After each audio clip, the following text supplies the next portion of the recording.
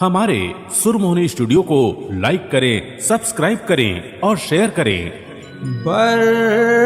बस राम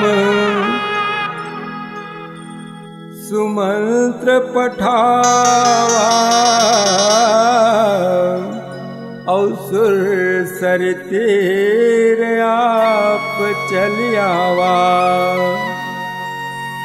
जोर जबराई करके भैया जब भगवान श्री रामचंद्र जी सुमंत्र महाराज ला वापिस कर दीज एकर बाद माता जानकी भैया लखनलाल और भगवान श्री रामचंद्र जी सुरसरी गंगा के किनारे में पहुँच आई। और पहुँच करके गंगा मैया ला देख करके भगवान मुस्कुराए लगे। जब माता गंगा जन है तेन अपन प्रभु के पद नखला देख के उद्गम स्थान ला देख के उतावली होने लगी। और उतावली हो लगी तो भगवान राम के थे कि गंगा जी मैं तो अपन चरण ला स्वयं लेके आपके पास पहुँच के हूँ, आप धैर्य धारण करो। भगवान अंतर्यामी हैं।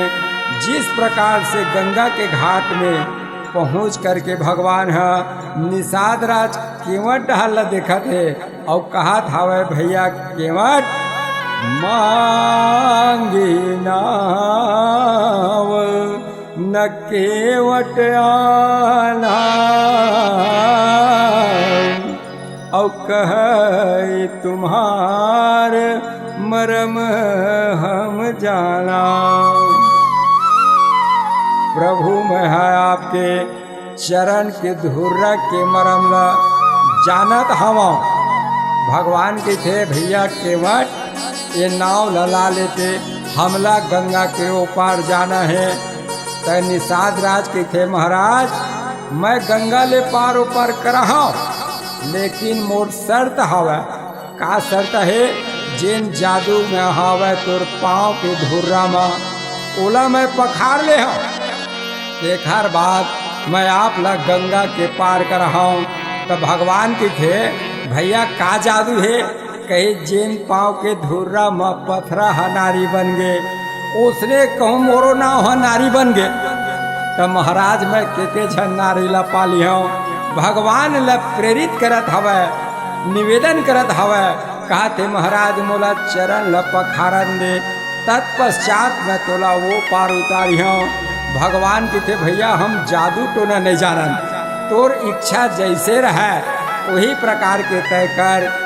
ऐसे जब बोले तो भगवान श्री रामचंद्र जी के चरण ल पखार करके निषाद राज महाराज गंगा के पानी में फिर पार उतार थे। भगवान ला प्रेम से बोल लखन रामचंद्र की जय।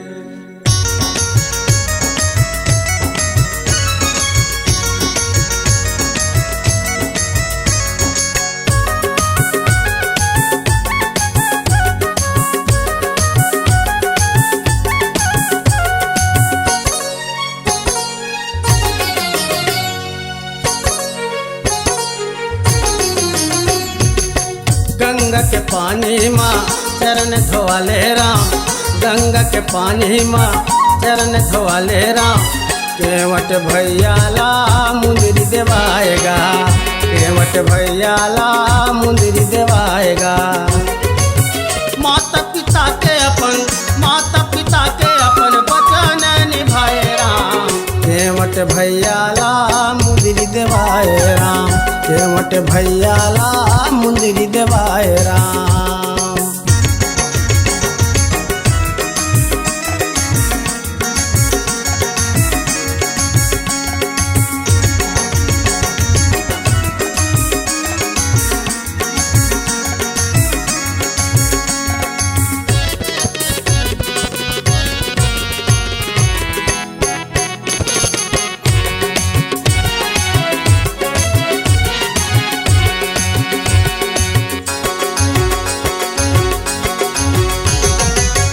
वन वन आए राम सौरी ला भाएगा, झूठा बोर खा के तह मुस्काए राम, झूठा बोर खा के तह मुस्काए राम।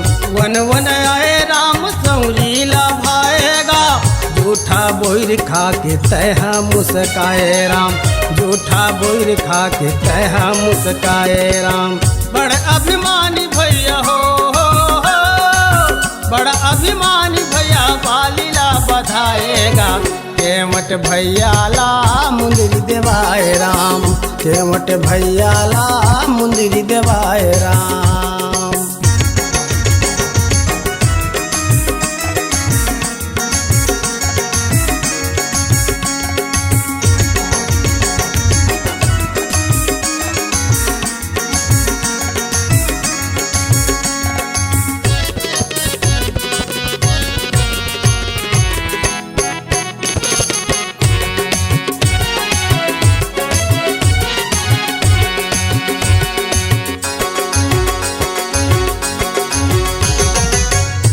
जब आए राम धर्मला बढ़ाएगा, लंकापुर में जाके पार लगाए ना, लंकापुर में जाके पार लगाए ना। जब जब आए राम धर्मला बढ़ाएगा, लंकापुर में जाके पार लगाए ना, लंकापुर में जाके पार लगाए ना। बड़ा अभिमानी भैया हो, बड़ा अभिमानी भैया रावणला बधाएगा। केवट भैया ला मुंदरी देवाएगा, केवट भैया ला मुंदरी देवाए राम।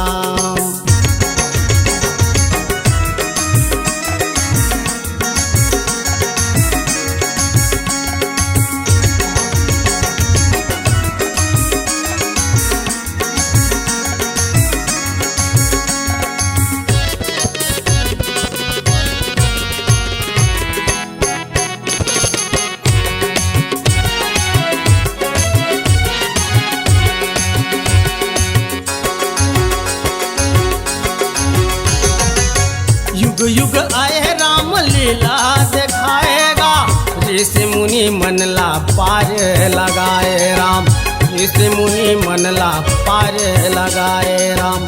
युग युग आए राम लीला दिखाएगा, ऋषि मुनि मनला पार लगाए राम, ऋषि मुनि मनला पार लगाए राम।